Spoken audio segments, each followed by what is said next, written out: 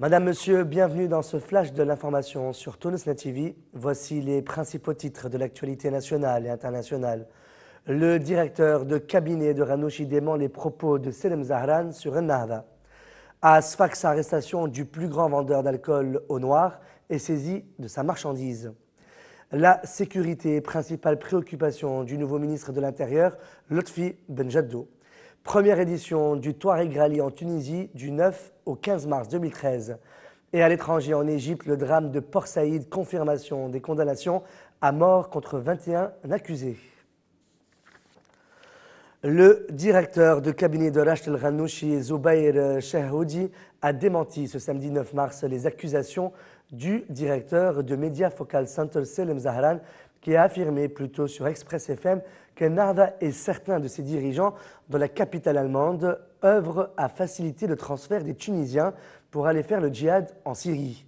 D'après le directeur de cabinet du président Ennahda, le discours de Selem Zahran est creux et la fonction qu'il occupe fait partie de celles qui agissent contre la réussite de la révolution syrienne.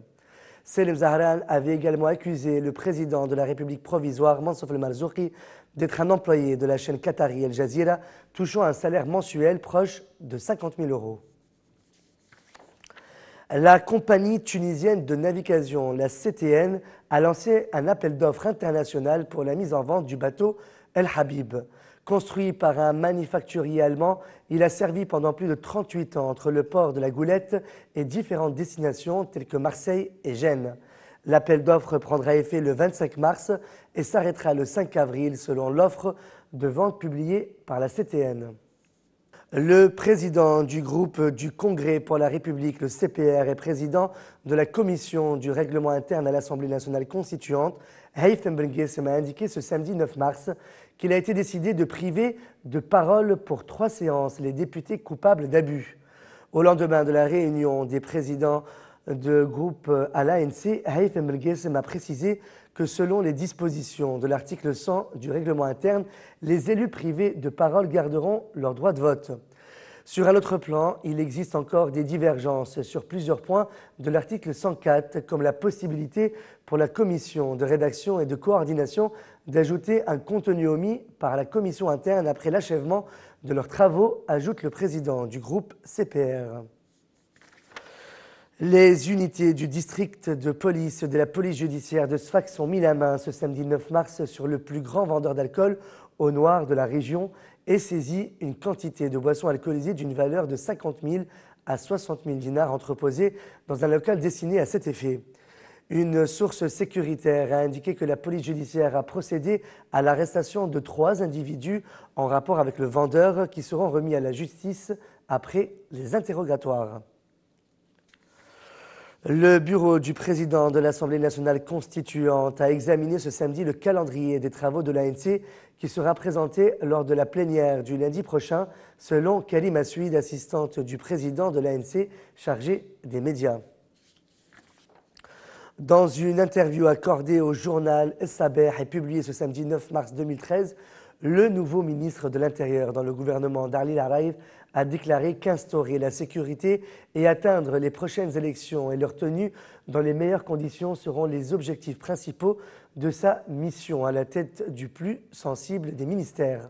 Lotfi Benjaddo a par ailleurs expliqué qu'il travaillera sur l'instauration de la sécurité afin de permettre aux projets en stand-by de reprendre et aussi afin d'encourager les investisseurs à investir dans toutes les régions du pays, sachant que la situation économique du pays est en étroite relation avec la situation sécuritaire, a conclu Benjaddo.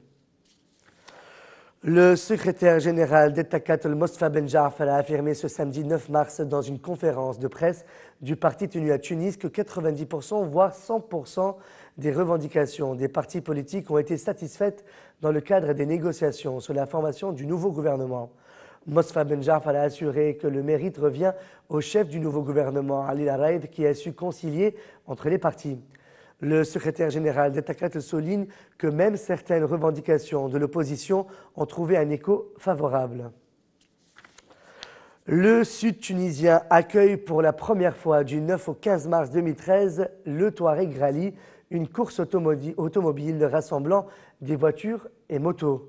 L'édition 2013 du Touareg Rally compte plus de 400 participants et passera par les gouvernorats de Gafsa, Tozeur et Gbelli. À l'international, un tribunal du Caire a confirmé ce matin les peines capitales prononcées en janvier dernier contre 21 personnes sur les 73 jugées dans l'affaire du drame de Port Saïd. La Cour a également prononcé des peines allant de 1 an de prison à la réclusion à perpétuité pour des personnes jugées l'an dernier pour leur implication dans la plus grande tragédie du football en Égypte. C'est la fin de ce flash de l'actualité sur Tonos Net TV. Merci de votre fidélité. Excellente fin de soirée sur notre chaîne. À lundi soir.